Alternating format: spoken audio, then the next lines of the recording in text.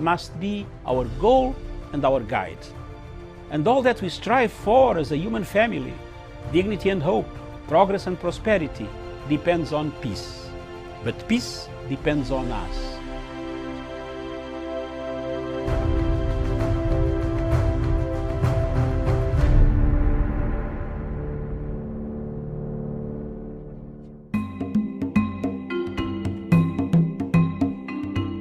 Whoever heeds discipline shows the way to life.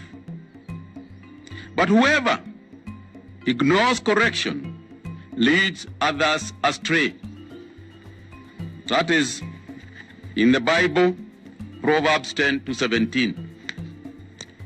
The reason I am quoting this verse, fellow Kenyans, is because the figures that we are hearing today are a clear demonstration that things are not getting better. And people who are telling others that things are better are lying to them. And somehow, somewhere along the line, we seem to have come to the conclusion as a society that things have gone back to normal. Today's figures show things are far, far from normal. Things are very challenging. And those who are exhibiting the indiscipline that I've referred to, leading others astray, are becoming a common phenomenon. The government of the Republic of Kenya has made efforts, concerted guidelines, and put it out to the public of the Republic of Kenya and the citizens of Kenya. Looking at the trend of what is happening and the events that are shaping around the modeling and the sample modeling of, and a comparison with other states in the world, globally, Kenya has done very well. But there seems to be a culture of sliding back, a culture where people want to go back to their old habits. What destroys such an exercise? What brings it to a situation where people need to understand that it is not gone yet, it is here. The virus is here, is with us, is an invisible enemy. An invisible enemy for the people of Kenya to understand that they must help themselves, not to help the government, but to help themselves to fight the enemy.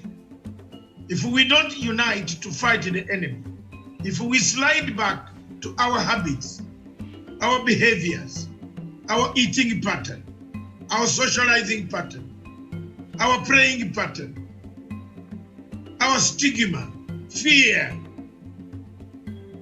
complacency, impunity, these are the things that are letting down Kenya and most of the parts of Africa. It is therefore my opinion, and our opinion, and the opinion of many other people who are at the forefront in fighting this disease, that the people of Kenya stand firm against the few individuals who are violating the regulations, the guidelines, the restrictions that the government has put in place. Your failure to agree or to abide by these regulations might force the government to take more drastic measures that we might not know because we are not part and parcel of the government. But as the media, we sound what the government has said. Failure to adhere to these principles and guidelines could increase the multiplication or multiply the disease, reproduce the disease in the community. The cases of Isli, the cases of Mombasa, Majengo, where people still eat food in one common place as if they don't know what social distancing is. Such acts, barbaric acts, when you have been actually given the guidelines that this disease enjoys where there is company of being together, that this disease kills when you shake hands, that this disease kills when you cough without covering your arm, with the arm, that this disease can kill if you sit in a car with a person who is either a silent carrier, a passive carrier, or an active carrier. It is up to you, the people and the citizens of the country of Kenya, to adhere to Mutahi Kagwe, to listen to the Minister of Health. The cries are not very far. We know the situation might be difficult, and many people are talking of returning to work. I can see many cars in Nairobi streets, plenty of them coming back and the traffic jam building up, which is a sign that people have returned again to work. But is it the time to do so? It is up to you as a citizen.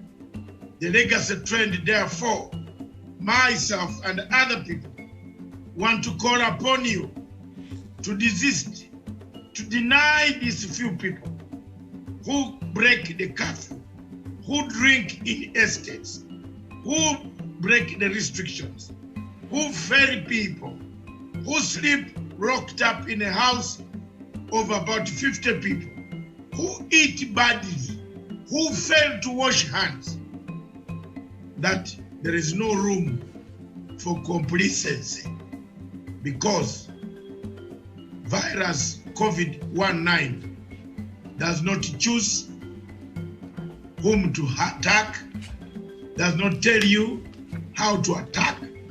It attacks you when you fail to listen to the instructions and the guidelines that the government of the Republic of Kenya has put in place. God bless Kenya.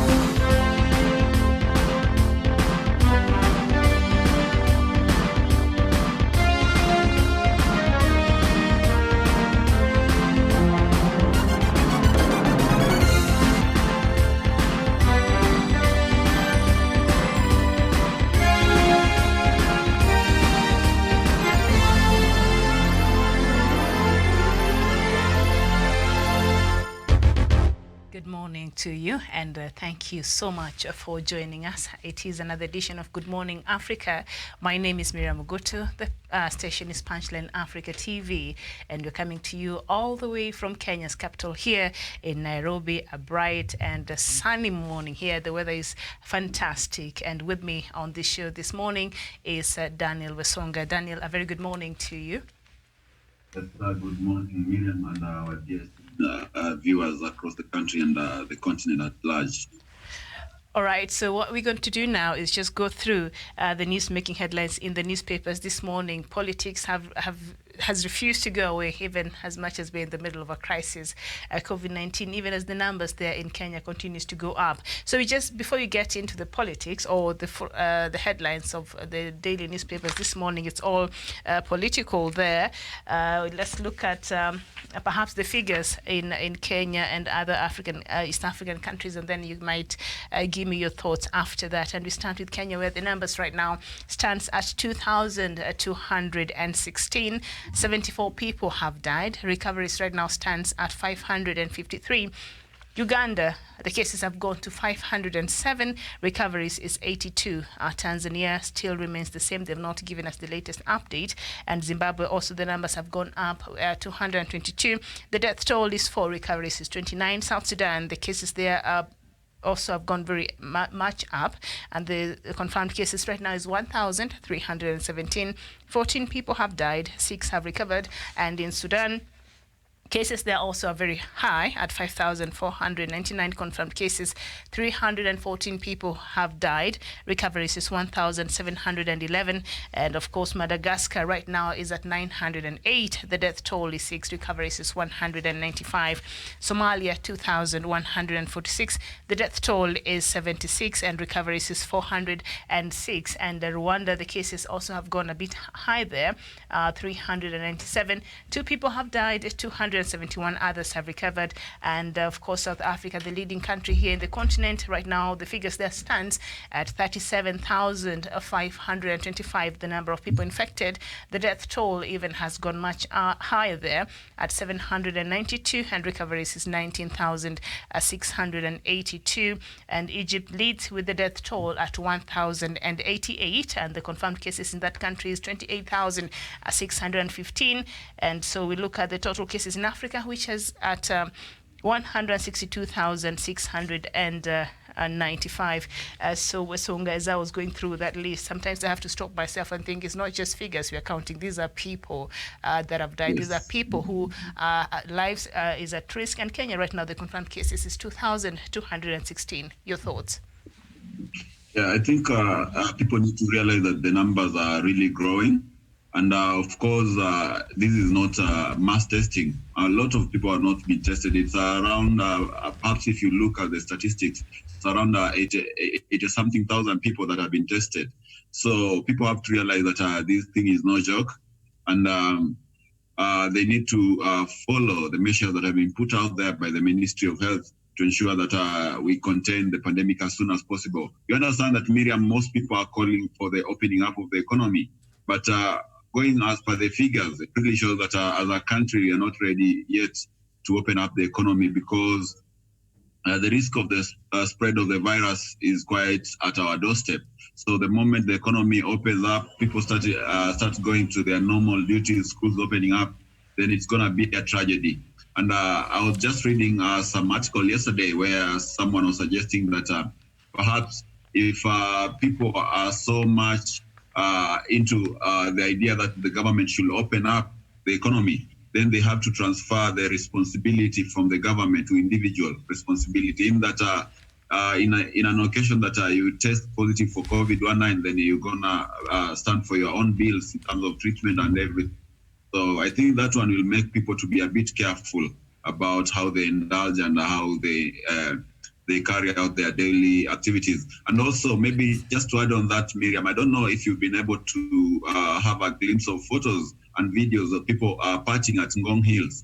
Like nothing is really happening in this country. So somehow they have made their cars and that particular area to be like a club, and they are partying themselves and enjoying life without considering any measures, self-distancing or other measures that have been put out by the government. So I think it's high time that people really took this seriously. And on the government side, I think I'm of the idea that if people continue acting this way, then it's time for the government to transfer the responsibility from itself to the people themselves.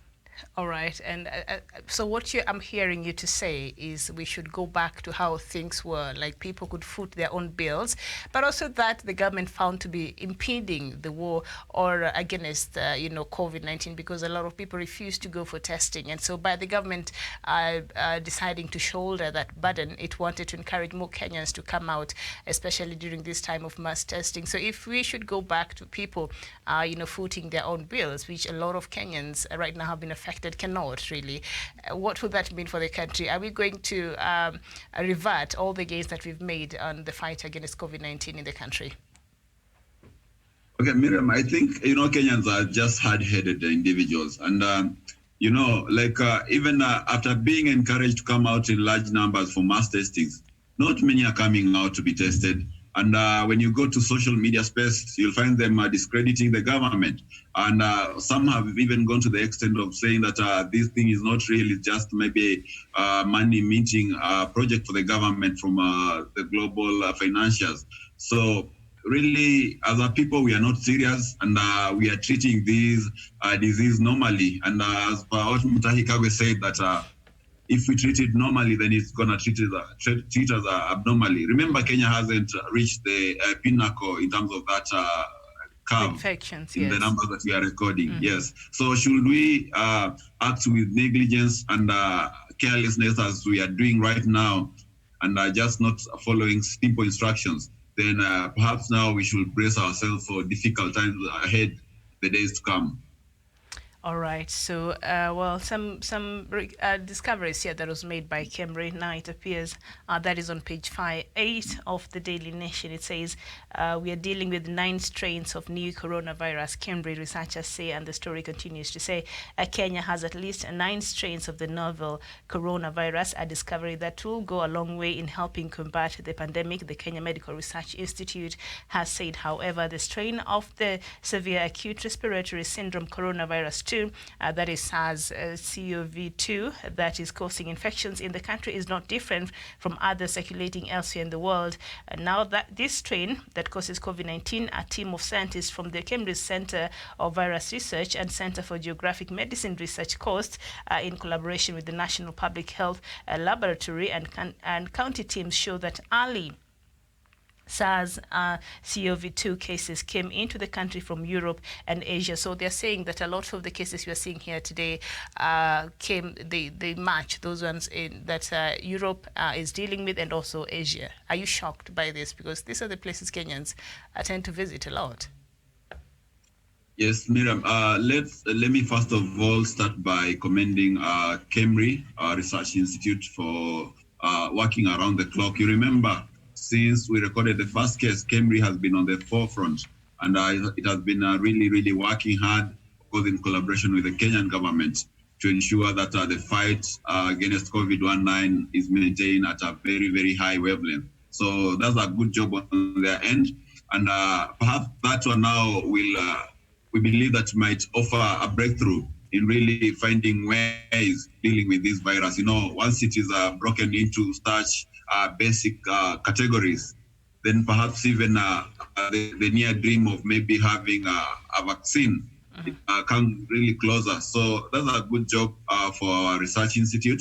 And of course, I am not surprised that Cambridge had to come up with such findings. You know, Kenyans have been frequenting those places, and whatever Cambridge has gotten is whatever that is out there. So maybe it's our best hope that perhaps now we're gonna find a breakthrough on how to better to be take able care to, of these cases. Yes, to adapt with this virus, perhaps. Right, and the story continues that this successful sequencing of the novel coronavirus SARS-CoV-2 in Kenya is a significant milestone in the response to the pandemic in Kenya and the entire world, as this will strengthen surveillance for tracking mutations of the virus and aid in the tracing of sources of community infection. So I think that will go a long way in aiding even the government of Kenya in the fight against COVID-19. And some other not very good news that has been brought about by this COVID-19. They're on the same page, on page 8 of the Daily Nation, before we get into the whole headlines and politics of it. The rising number of COVID-19 cases has forced the National Geographic, the Nat Geo, to suspend its planned premium expeditions to Kenya. Billed as once-in-a-lifetime affair by nature lovers, the excursions were expected to cost about $12,999 per person.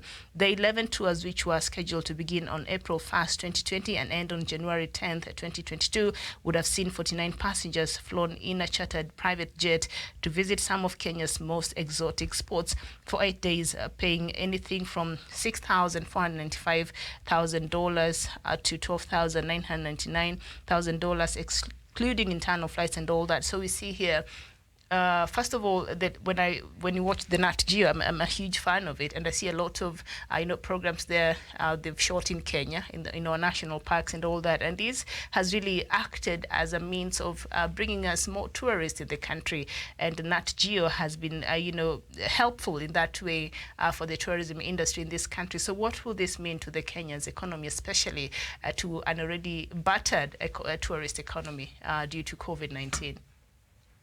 Yes, I think, Miriam, that's a very, very unfortunate, of course, situation there. And perhaps now it's evidently clear that our tourism sector is going to be vastly affected by the effects of COVID-19. You understand that tourism has been one of the major boosts to our economy. So with the kind of excursion not taking place, then you understand the ripple effects it's going to have to our tourism sector. Because the revenue that was expected to be driven by such kind of global exposure of tourism sector to the world. So of course, tourists will not be coming in anytime soon, and that's a very, very big loss to our balance of payments in terms of foreign exchange. So as you say there, I agree with you. We're going to have some serious implications in terms of foreign income, in terms of losing out on the tourism sector.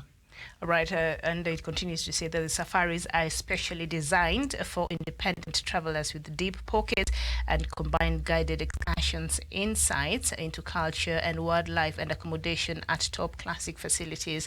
The voyage would have included visits to National Geographic unique lodges of the world, such as Oldonyo Lodge in the Chulu Hills and the Amboseli, the state national parks, the Masai Mara and Olare Motoregi Conservancy, and expedition camp, riding on horseback, in all of that.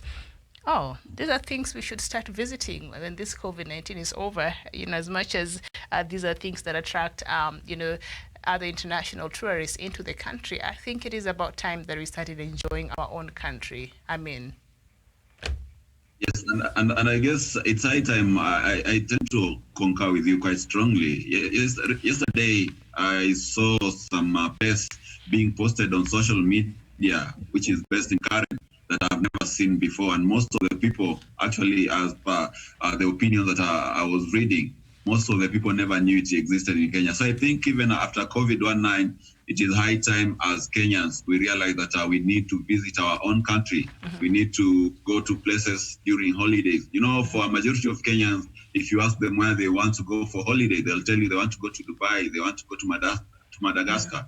But there are so many places in Kenya where you can visit and really just enjoy your holiday with your family, friends, and colleagues, and be able to channel the money back into our economy. So I totally agree with you. We need to explore such horizons. And also in terms of international tourism now, I think it is high time for the Ministry of Tourism to check on measures that can be able to come up with a capacity that will ensure that tourists can come back to Kenya once we are done with the COVID-19 without having the risks and everything. Just making sure that we stand out of the crowd in terms of those facilities, ensuring the safety of the tourists, and also doing some advertisement abroad. So that will really help in boosting our tourism sector. I heard you say there COVID-19. I thought, okay, that should be another strain, because what we're dealing with right now is COVID-19. Oh, sorry. That was... That's okay.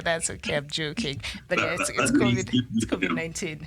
All right. So I think very important there, because I think a couple of times here when we look at the situation and the economy and how it has been really greatly affected, and different sectors have been affected, and one of them is tourism.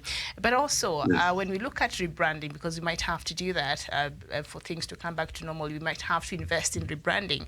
But a lot of times, I think the government of Kenya, and it is a good thing, but also maybe perhaps they should change tact, because we have been, targeting just the outside, the international market to come into Kenya. And I mean, there are Kenyans, a lot of Kenyans who actually don't mind spending their money and enjoying their country. And we have the spending power, a few people could actually do that.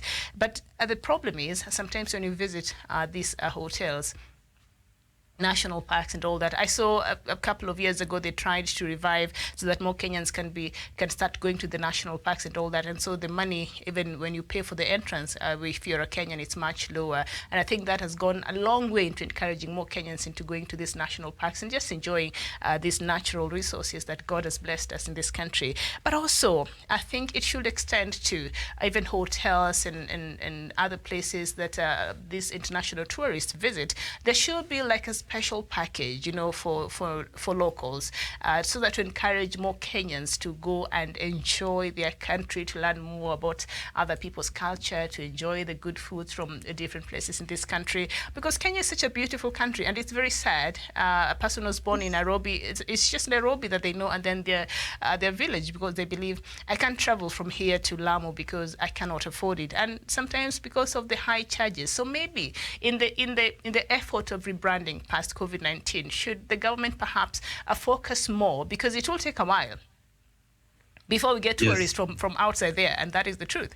It will take a while before you get people from Europe, from Asia, from these other countries that are high that contribute to high number of tourists that visit the country. So in the meantime, as we wait for that, perhaps now should government focus its attention into encouraging working with the tourism industry and this hospitality industry, so that they're able to have packages that are quite competitive for the local tourism, because the local tourism actually could and can boost this economy in that regard, and encourage more Kenyans to do that. Should they now look at rebranding and just to entice more local tourism? Yes, Miriam, I can tell you for a fact that Kenyans really spend a lot of money traveling outside the country, going to South Africa, going to Dubai, going to Europe, going to West Africa, just to relax, to have their holidays. And that money they spend on tourism. They go to visit those countries to see whatever they have to offer. But the paradox is that a majority of Kenyans really don't understand whatever we have on our land. So as much as the government will be working to ensure that our tourism sector is back on its feet, it should also put up efforts to ensure that Kenyans are enlightened about whatever we have in our country. So the Ministry of Tourism need to come up with a strategy. They need to do more advertising and publicity to ensure that these places are brought into the limelight and people know that these places exist and they can spend their holidays here in the country and really have that feeling of fulfillment at a lower cost than traveling outside the country. Mm-hmm. So this is something that is quite timely, and need the policy makers in those ministries need to put in place, and also channel a lot of resources in making sure that they take flight. Mm-hmm. Yes, indeed. And I think that will be a challenge that I'm sure the government should take on to just encourage, local tourism there, because Kenyans don't really mind spending. Before this COVID-19, came by, you would go to all these establishments in the CBD. I think restaurant industry is just one of the booming industries. And if you went there at around 1 or 2, you will, in all the major restaurants there in town, you will struggle to find a seat. They are all packed, they are all full, and so that means there is a market for that. So can we extend that into our hotels? Can we extend that into these other lovely places that only the international tourists and very few Kenyans are able to go? Because at the end of the day, we cannot wait for those people to come up so that our tourism economy can be revived again. We could start by us supporting our own, and also just building our own and supporting our own economy. And that way, I think it will be a good start in reviving that economy and others that have been greatly affected during this corona period. So on the front pages there of the Daily Nation, I see there, before we get into the main front page there, 1 million have lost their jobs over corona, and more Kenyans losing livelihoods as the pandemic continues to choke the economy, with tourism, transport, horticulture, communication and education sectors hardest hit. Are you surprised that these sectors could be are the hardest hit?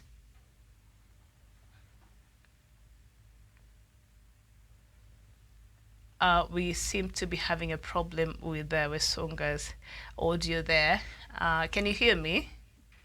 Okay, Miriam, Yes. Sorry about that. I had a technical hitch here. All right. But I was saying, according to the statistics out there, is that a majority of Kenyans have lost jobs in the last 3 months.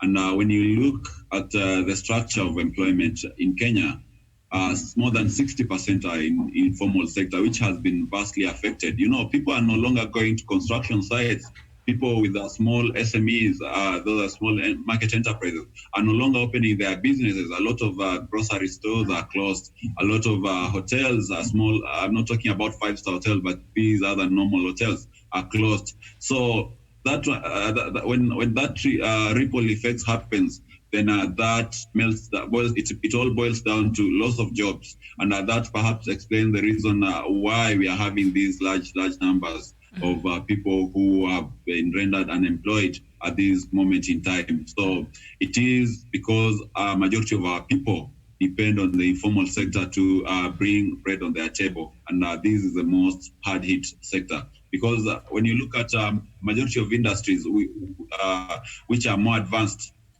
most of them, like banks and other financial institutions, these people are able to work from home using information technology, but there's no way someone who is working in a construction site can do that similar kind of feat. They cannot So social it's really distance. Yes, they cannot Yes. construct from the comfort of their Yeah, living true. room there. And also here, very important, they mentioned that the transport industry. I say a bus company like Easy Coach, Coast Bus, and these others that travel into other counties in western part of the country, in the coastal part of the country, just long distance traveling that offer transport PSV services, long distance companies. They have been greatly affected because and say a company like Easy Coach, it has a huge fleet of buses that have been lying idle there since how long now? So you can imagine how Yeah. a company like that has been greatly affected. Yes, and Miriam, these are companies that used to make millions of money in a day. And I remember they have employed a number of people across the country in every area that they have an office. And when these buses are packed and there's nothing much happening from their end, you can imagine the kind of implication they have in terms of people and their daily livelihoods. Because these drivers, these conductors, these offloaders, they are not earning any shilling. Even the owner himself, themselves, they're not getting any money. So a lot is not going into the economy. People don't have money to spend. So we really just hope that perhaps now things are gonna go back to normal, and soon enough people will be able to get back to their normal activities. But now that one depends on how we are gonna behave as a people. So if we maintain these measures and ensure that we follow every regulation that comes from the government side, then perhaps now we might have hopes of having the economy opening up and people going back to their livelihood. But as it is right now, the situation is really in bad shape. All right, and even as we speak about the coronavirus situation in Kenya, the last update, the country has confirmed 2,216 cases, having recorded 74 deaths so far, and recoveries right now stands at 553. So I don't know, have we reached the epic yet, or we're still going up? That is the question I keep asking every day. The Ministry of Health comes there to give us the latest in terms of the number of infected people in the country. Yes, Miriam. So our numbers might not be, when we reach at the epic, our numbers might not be as high as what Italy, France, or maybe China, Wuhan reported. But perhaps now it will be much bigger than whatever we are recording right now. My projection is that maybe perhaps we're gonna hit the apex of the curve maybe in the next 2-3 months to come. But at the moment, I still... You mean, I was hoping you'd say like a month or maybe 3 weeks, and then we'll start seeing a decline. So 2-3 months to come. I don't know how I'm supposed to be comforted by that. But judging from, the attitude of Kenyans and the manner in which they really don't care, majority of them out there, then, perhaps, you could be right in that. Yeah. Because, Miriam, the Ministry of Health gave us 2 months. But depending on how people are behaving, then perhaps that is a bit a far dream, and maybe it shall go on for quite some time. Because I understand right now, Miriam, if you wanted to travel from Western Kenya to Nairobi, you'll have your way through the barricade that the police have erected at the border point. Mm-hmm. If you wanted right now, I was talking to a friend yesterday who is in Busia. He tells me that we have bars in Busia town which don't recognize that there's a national curfew starting from 7 p.m. they're operating late into the night, and no one is doing something about it. So perhaps that points to the fact that as a people, we still have a very, very long way to go in terms of combating this disease. Unless we change our attitude, unless we change our way of behavior, then things gonna be quite slack in our progress to achieve maybe zero numbers in terms of positive numbers in COVID-19. Yeah, yes, indeed. And of course, that video, I think you mentioned it earlier, that I saw it yesterday in one of the local news channels there, and very disturbing. People were at a restaurant and bar, they were just having a good time, no social distancing, no wearing of masks, not understanding the dangers that posed for them and for the rest of us. I was disturbed by that. I don't know if you said you watched it, and that was very disturbing. I didn't know what establishment that was, but I think the government can establish that. I'm sure the authorities, and action should be taken. Yeah, true. All right, so now we get into the main topic on the Daily Nation. There on the front pages, it says, Uhuru, order stars up storm over Ruto role. What's in the name? The Daily Nation asks, and they say executive order issued to regularize changes in government, interpreted by some commentators to mean the deputy president's office has been downgraded and tucked under the executive office of the president, earlier known as the presidency. I don't know how this can be tucked under, but what we know, according to the Constitution of Kenya, first of all, what President Uhuru Kenyatta did yesterday is not out of order, is not out of what the Constitution. He did what in line with his power as the President of the Republic of Kenya. And also, the Vice President is not the President of Kenya. He is subordinate. He acts to help the president. So the president still remains the president. And we saw during the tag war in the Jubilee Party, the push and shove, where you'd be led to believe we have two centers of power in this country. So President Uhuru Kenyatta was trying just to reiterate that, you know what, in this country, we only have one center of power, and that is the presidency. And the vice president is supposed to be assisting the president. Or maybe I just don't understand the Constitution, but that should be the case, right? And I think I honestly support your sentiments. And for those who have been winning all over, that perhaps the office of the deputy president has been degraded, it's a high time they realize that the deputy, according to the Constitution, under the previous arrangement where they were both under the presidency, then the deputy president didn't have a lot of duties to do. He didn't have a mandate. He was to be a principal assistant to the president. But under this new dispensation, at least there's something under his office that he can do here or there. And most precisely, I think this is a good move. It's gonna argument the government and make sure that there's quite a competent team that will enable the president to deliver on his mandate and the Big Four agenda. So it's quite a good move. Kenyans should welcome it with an open heart and support the president in the due course of implementing any changes that might come due to this new order.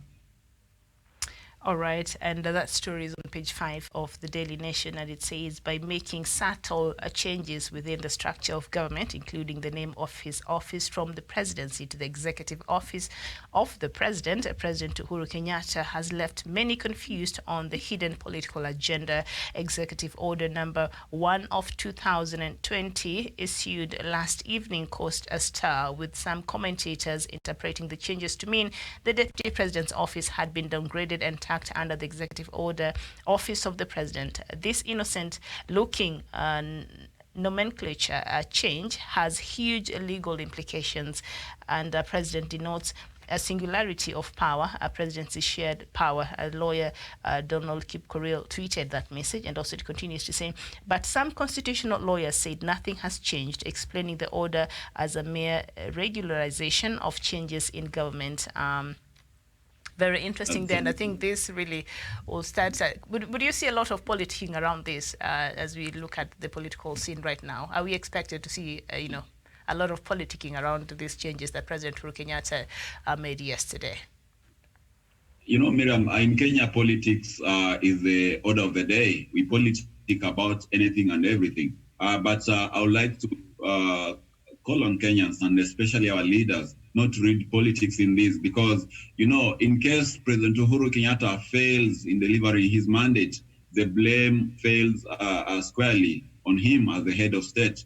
So when he decides to rearrange his government structures to ensure that he has the best team, he has the best policy makers, he has the best people behind him, then we got no otherwise than to support such kind of changes. And you know, change is inevitable in the long run. And if one formula is not working in politics, then you have to apply another formula just to see whether it's going to work out or not. So let's give the president time. There's no much, there should be no much razzmatazz about this. And I think I agree with those constitutional lawyers who are saying that there's no much, but there should be no much hearsay about these changes. They are just normal changes, and they are within the constitution for the president to act in that manner.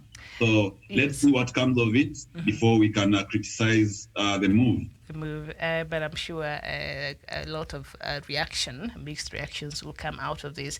And according to the Daily Nation, the same story there, it says, with this arrangement, this order by the president, DP William Ruto does not get any portfolio, and has to wait to be assigned duties.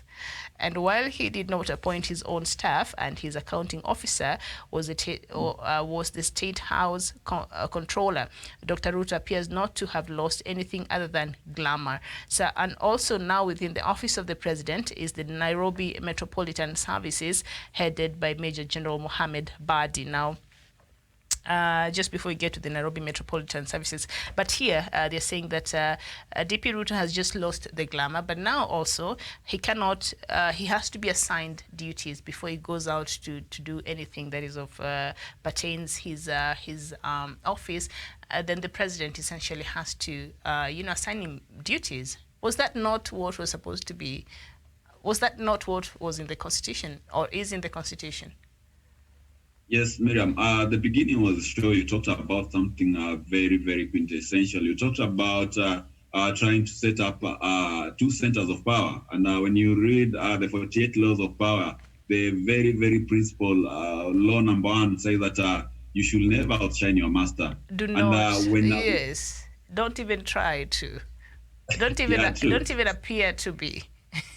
Yes. Yes. So when going back in recent past, you've seen most allies of the deputy president moving around the country, really throwing jabs at the president and making a perception which pointed at a certain center of power being established. You've seen them moving in the president's backyard with the deputy president, trying to woo the support of the locals there. Something that has not melted well with most of experts and also the people who support the president. Also, you've seen the deputy president was moving out there, launching projects which a majority have turned out to be ghost projects. So really, when that happens, it leaves the government with a very, very bad picture. So I think it's a good move for the president, really putting it clear that the deputy president will not move out to launch projects or maybe undertake any agenda without getting a go-ahead from the highest authority, which is the president himself.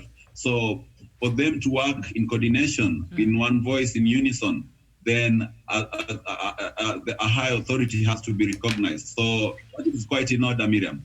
All right. So just down there below that story on page 5, there's another story there that is quite something. It says, Echesa lashes out at DP Ruto over failure to protect allies purged from Jubilee Party. The Jubilee Party purge has triggered a dramatic falling out within Deputy President William Ruto's camp in Western Kenya.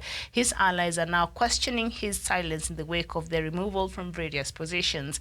A former Sports Cabinet Secretary Rashid Echesa drew fast blood yesterday when he lashed out at DP for his silence after Tuesday's sacking of Mumias East Member of Parliament Benjamin Washiali as the majority whip. And I'll quote him, I am sure if Mr. Ruto had pleaded with the president, Mr. Washiali would have survived the axe.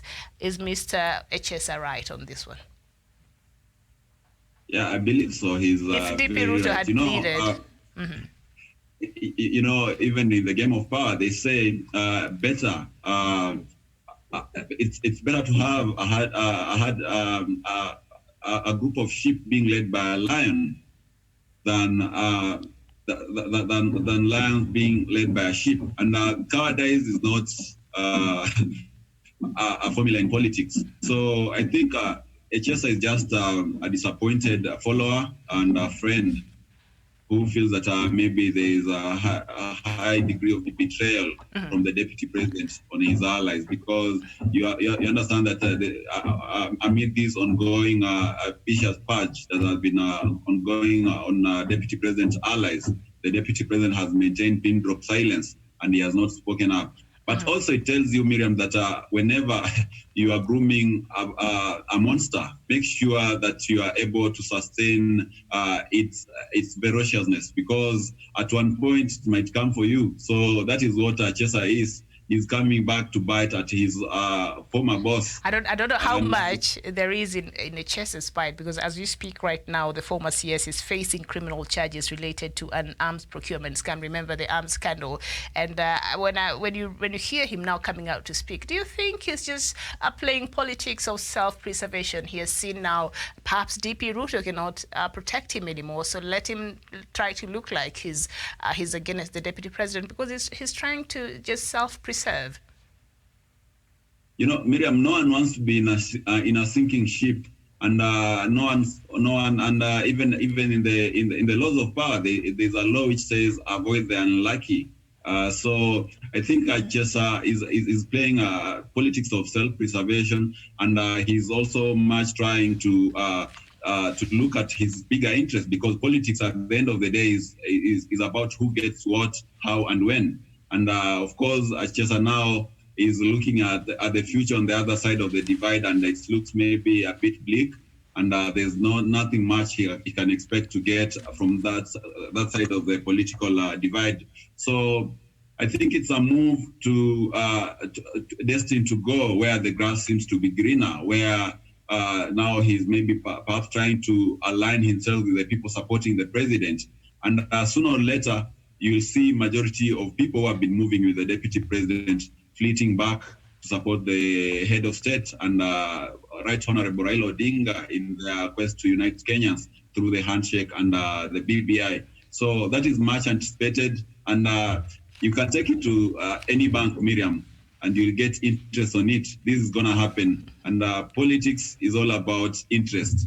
And I believe that is where Chesa's interest is. And self-preservation, I believe. All right, now we turn to the front pages of the Star newspaper. 117 Jubilee members of Parliament asks Uhuru to sack Duale. Embattled Aiden dismisses petition, says scheme has failed to raise issue at State House. And also power games up there, they say pro-Kenyatta legislators say they have no confidence in majority leader. Why is it? Because we see Duale might have survived that purge that happened in State House. Was it on Tuesday, or when was that? And now it appears that pro-Kenyatta legislators, a majority of them, I heard yesterday there's a petition to remove him. And now, according to the Star, 117 Jubilee MPs are saying, no, we don't trust Duale, that he is actually will be able to represent the interest of the Jubilee Party as it is, and perhaps the vision of President Uhuru Kenyatta. And so for that reason, we want him gone. Yes, I think how President Uhuru handled the impending ouster for Aden Duale was one stroke of a magic wand. And of course, politics is all about perception. And as it is right now out there, the perception is that President Uhuru did not want Aden Duale to be ousted.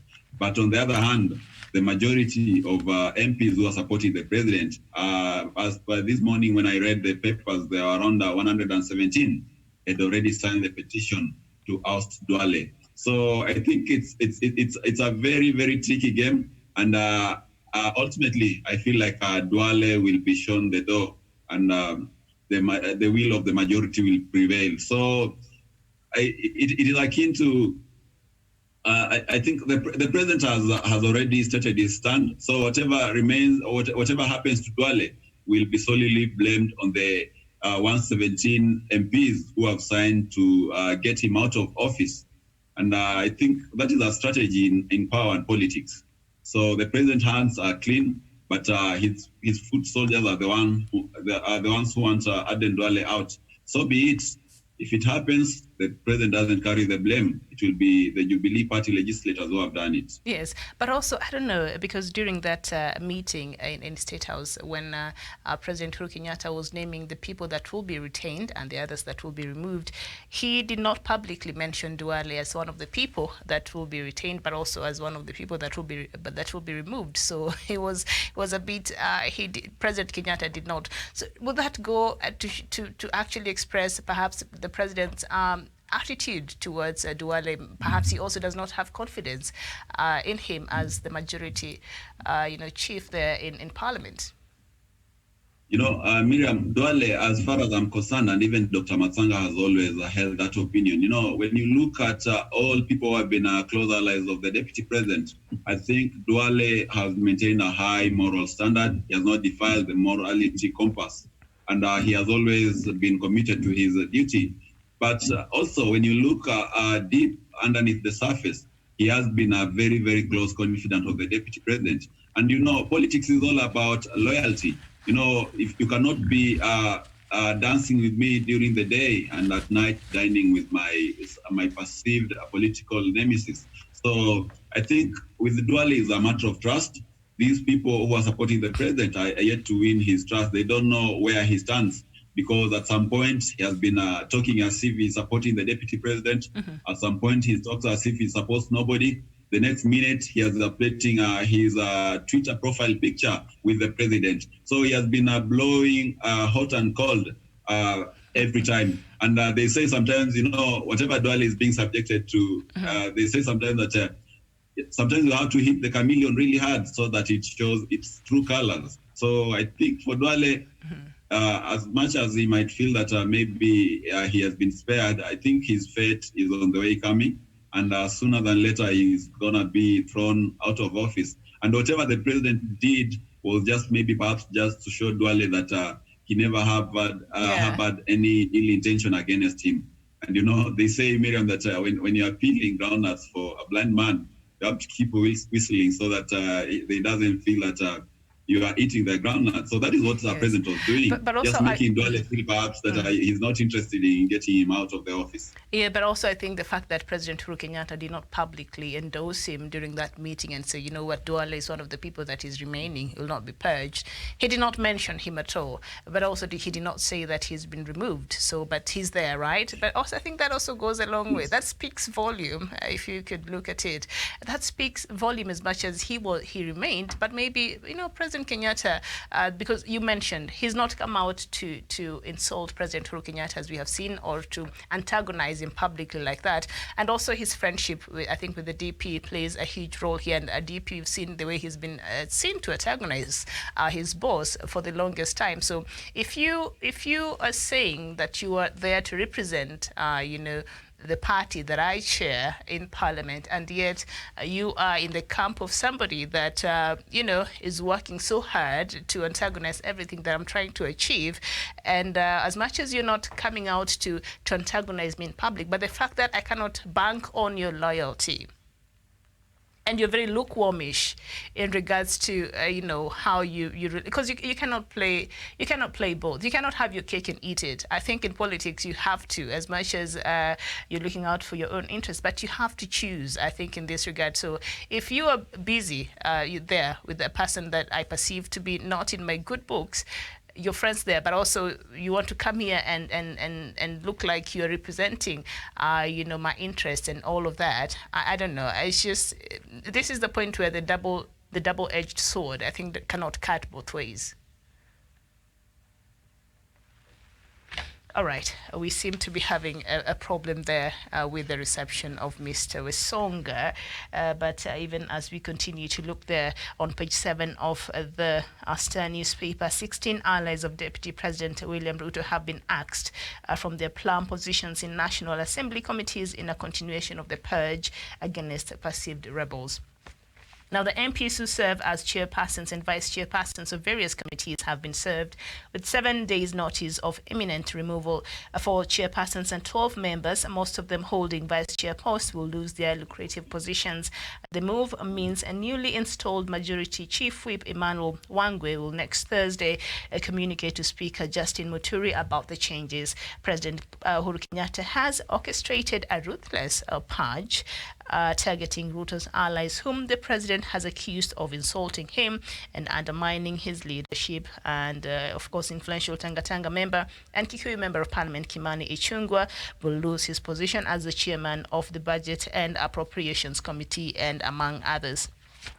So very interesting, and we shall see how that will play out in Parliament. Our song, I don't know, you're back. We had a problem with your signal there earlier. So as I was saying, I think as much as Duale has not come out outright antagonizing the president, but also he is friends with somebody that president perceives not to be supporting his legacy, supporting his wishes, supporting his dream for Kenya. And Duale has been close, they have a close relation with the DP, and yet on this other side, he wants to come in and want to represent the interests of Jubilee Party and his boss. I don't know, at this point, I think in this regard, this is where the sword cannot cut both ways. You cannot have your cake and eat it in this regard. Don't you think so?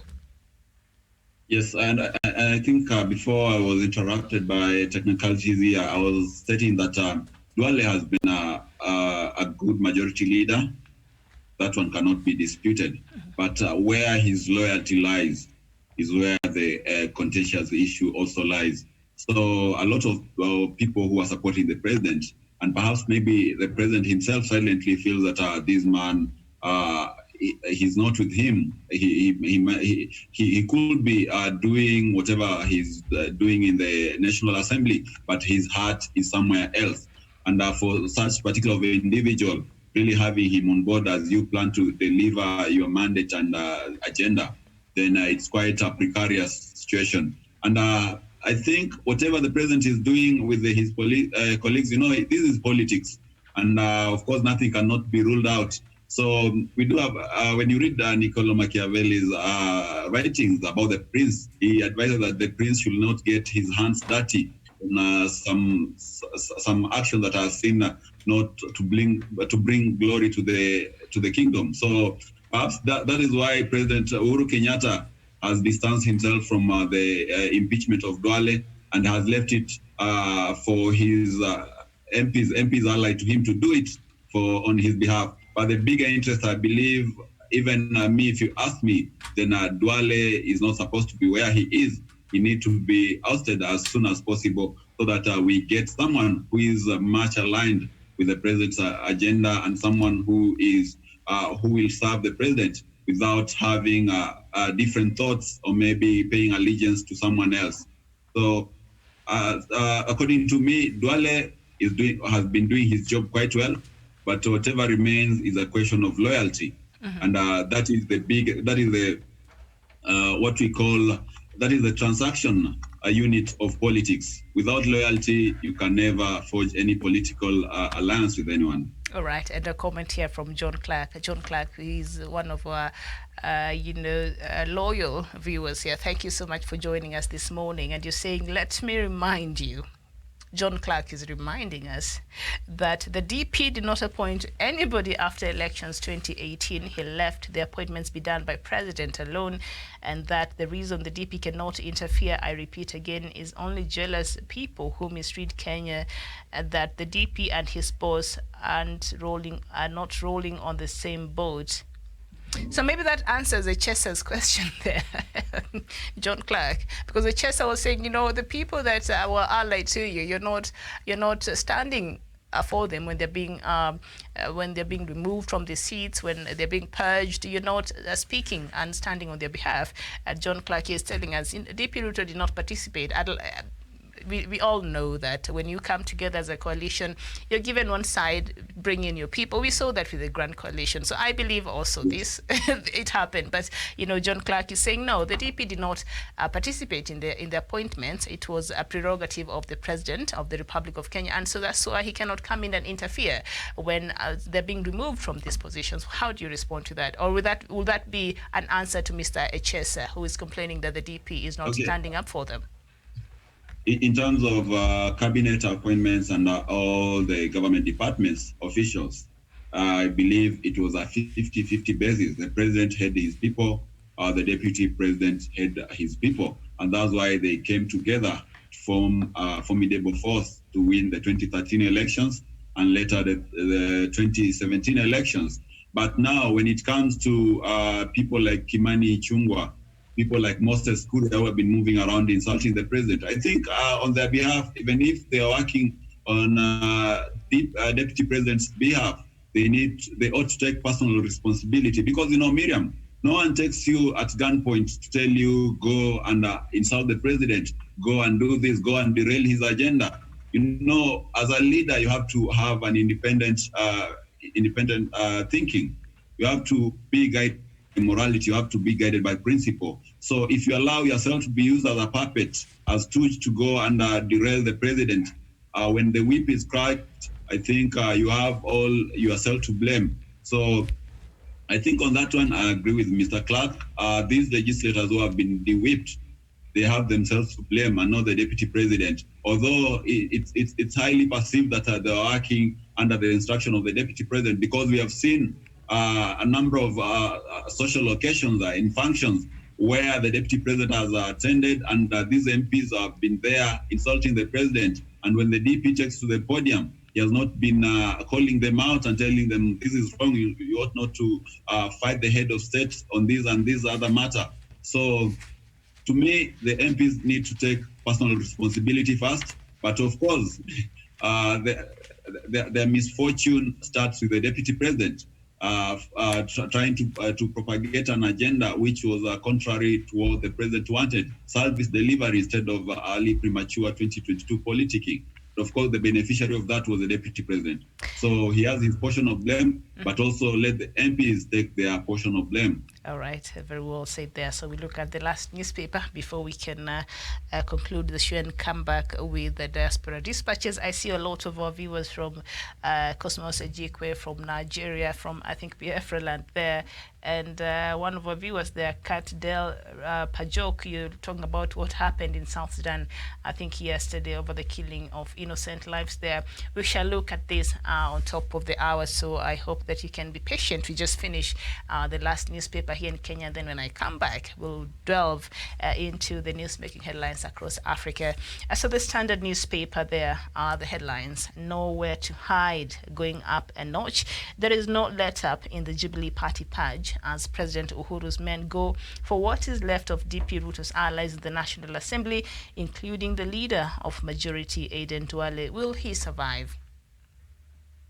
I believe from my perspective, Miriam... Do you think he has 9 lives on this one? On this one, Duale? Not really. Duale is not going to survive. The head of state is an individual. But here we have a majority, 17 MPs, as far as he might have an influence on them. But as things may appear to be, Duale is not going to survive the purge. And of course, I believe President Uhuru Kenyatta is a politician of high intuition, and he knows when you are crushing your enemy and you leave some dissidents, some of the characters that have been supporting the enemy, then perhaps you risk a future rebellion coming your way. So I believe they're going to have quite a complete annihilation of the Tanga faction, and no one is going to be left behind. So Duale's fate is airtight as at now, Miriam. I believe he'll go ultimately. All right. So apparently, according to Daniel there, Duale does not have 9 lives when it comes to this purge that is imminent and is facing him, as much as he avoided the acts that happened in the State House just a couple of days ago. And up there on the Standard newspaper, they're saying bromance, then boom, the parallels. And he continues to say 57 years later, the Madaraka Day display of amity between President Uhuru Kenyatta and his deputy was of a playful brand. In 1963, then Vice President Jaramogi had hosted his boss, Jomo Kenyatta, for a hearty Madaraka Day jig.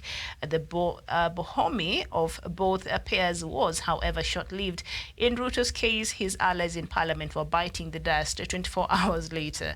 The stage now seems set for intense political happenings, and the history is repeating itself. Yeah, I think history is repeating itself, and the Deputy President, William Ruto, I think he has been the author of his own tribulation. Okay, the history is repeating itself, but not quite similar in every in the aspect. same playbook, because, yes, because Jaramogi, I think he wasn't in that position trying to outshine the president, trying to inherit presidency even before President Kenyatta retired. So the circumstances that led to the resignation of Jaramogi Oginga Odinga are quite different from what is bringing this tribulation to William Ruto. William Ruto has been the author of his own problems, and perhaps also another distinguishing factor is that unlike William Ruto, Jaramogi was a man of principle. You remember when he realized that his office has been rendered useless because all the powers had been transferred to the presidency, he did the honorable thing, which was to tender his resignation. But William Ruto, that now he's still clinging to power. So, and a lot of experts have really pointed to the fact that this is a man who is in this enterprise to exchange for a check, as in doing business with it. So, waiting for him to resign out of principle perhaps is something that people are going to wait for quite some time. So, history is repeating itself, but now the players are quite different, and they tend to have different principles and maybe notions about politics and power. So, yeah, and I've seen, yes, itself in a different way. And even after that changes that President Uhuru Kenyatta made yesterday, a lot of people are saying, out of principle, perhaps the DP should resign. But going with what John Paul here is saying, that it's only a lot of people who are misreading this. President and his deputy are actually sailing on the same boat, and they're working on very well. Should we go with that thought, then maybe that's why the DP does not find a need to resign. No, but Miriam, let me tell you, when you look at it critically, the DP is left with nothing in his office. If he's really a politician who is driven by principle, he will have quit like yesterday. But why is he remaining in office? Of course, perhaps that is the question that he himself could answer quite well. But according to a majority of us sitting from outside here, we think he's a man who is much into business. And of course, the other day you saw a story in the Star newspaper trying to insinuate that he was paid in order to form a coalition with the President Uhuru Kenyatta. So with this case, perhaps out of principle, he might not resign, but the truth of the matter is that his office has been degraded. There is nothing of glory left in that office. And as a politician who is guided by principle, the only decision that is left on his table is nothing other than tendering his resignation as the Deputy President of Kenya and let President Uhuru Kenyatta have someone who can support him in achieving his agenda. Because of that now, I think the President has been feeling that this person does not really align to my agenda, the Big Four, the legacy, and everything that the President has been bringing on board, because his allies have been fighting the President day in, day out. All right, and I think that is something that we shall continue to follow. And all things considered, I think the relationship between the president and his deputy is very complicated right now. And so we shall see how this announcement by President yesterday will affect things and the dynamics of the politics in this country moving forward. Are we about to see realignments? Are we about to see, we are seeing now HSS coming out and saying, no. What you're not protecting us as much as we followed you. We stood there for you and we supported you, but you have not protected us. Are we about to see more people coming out and blaming the DP on their downfalls, or what are we expecting to see in the days to come? But indeed, it is a very complicated relationship there. Very complicated, and thank you so much, Daniel Wesonga. And this is a story that we shall be, monitoring moving forward. Thank you so much, our viewers, for watching. Wesonga, thank you very much. Thank you, Miriam, and our viewers who have tuned in across the country. All right, so we'll take a short break, and when I come back, I'll be coming back with the African news in Diaspora Dispatches. My name is Miriam Ogutu. A very good afternoon to you.